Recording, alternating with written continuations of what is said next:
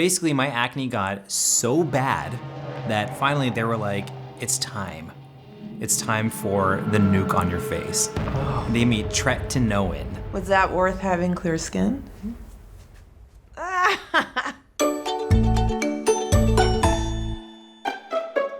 Do you talk to your kids about puberty? Me? My kids are 3 and 8. I was talking to America. Oh. Socially, puberty can be a disaster for teens. I feel like there were a lot of mood swings, temper flare-ups, and tears. Why? So why? The brain does everything.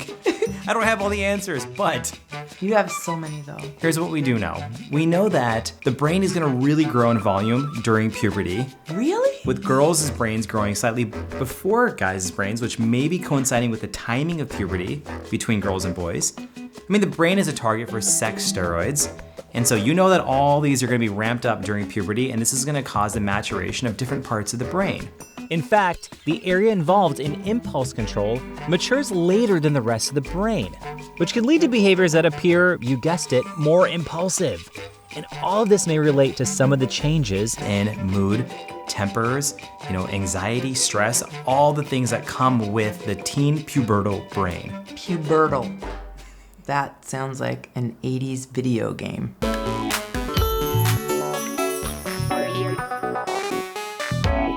I think I hear a lot of people saying like, oh my gosh, my teen is having crazy outbursts and tempers and doesn't want to speak to me anymore. We know that the brain is developing. We know that teens are also going through kind of a critical time of life. They're going through junior high and high school. There's a lot of pressures outside, and we want to make sure that if there's something underlying and it's not related to puberty, that we're addressing that as well. Could be depression, could be anxiety, could be substance abuse, could be bullying. So if you suspect it's more than a pubertal mood swing, then talk to your doctor.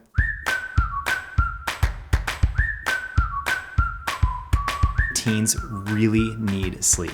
Yes. They need 8 to 10 hours because it's really important for development and growth, especially during puberty. During sleep, the pituitary gland releases growth hormone, which helps the body grow and repair itself. These are all really important things during puberty, and also so is sleep hygiene. Sleep hygiene, so scrub your sleep with a washcloth. No, a loofah. So you described to me the environment you create for your kids when it's time to go to bed. Oh, the bedtime routine. The bedtime routine. Dim the lights. Yes.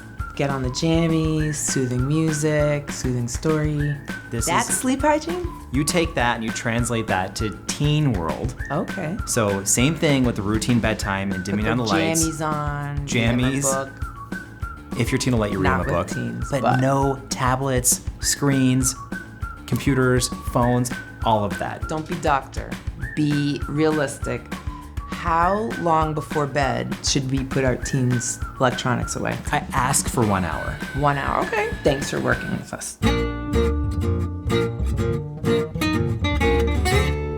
In puberty, I had a beard of acne. I had a big, giant, ecosystem of acne on my chin. Ecosystem. Yeah, I could not get rid of. I used some kind of cream, some kind of derma cream, and it smelled Your skin's beautiful eucalyptus.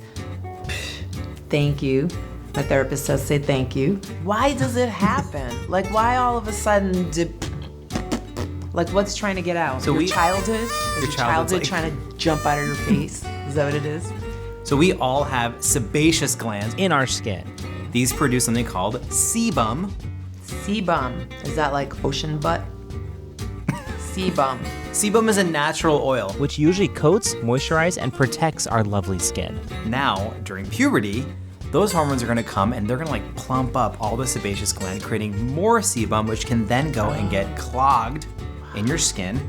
And this loving bacteria called Propionibacteria acnes, hence the acne, end up getting trapped inside the pores where they multiply. Now what happens then is your immune system reacts, and that's when you start getting all the red, the inflammation, those little white heads, all that. And so, you know what we tell people is make sure you wash your face, you gotta keep your pores cleaned, but in some cases, medication. Kids need to get medication. Take them to a dermatologist if they need something stronger or some specialized care, but make sure you're always checking in with them because acne is really distressing during puberty. What up, Acne?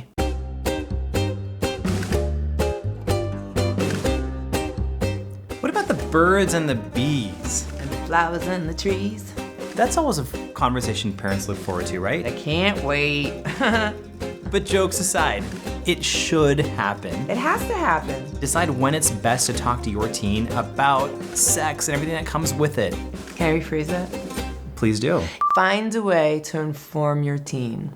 If you don't feel comfortable doing it, get them in front of someone who does feel comfortable doing it. Whether that is Auntie Jane or Uncle Joe or a pediatrician or a therapist. Even better, because it's not just about learning about sexual health, it's also understanding things like pregnancy and STDs. Sometimes I hear mom friends say, how can I help my kid through puberty? But I don't know if you can help a kid go through a process that's part of growing up and maturing. Part of life. Yeah, I think what we can do is support them through a really difficult, tricky time. Make it relatable to your teen. Share some of your own stories. Tell them what you went through. It'll kind of help break all the pubertal ice. Yeah, let them know that you're there for them, even though they really don't want you to be there at all. They think they don't want you to be there, but they're really happy when you're there. And if you have any questions, chat with your doctor.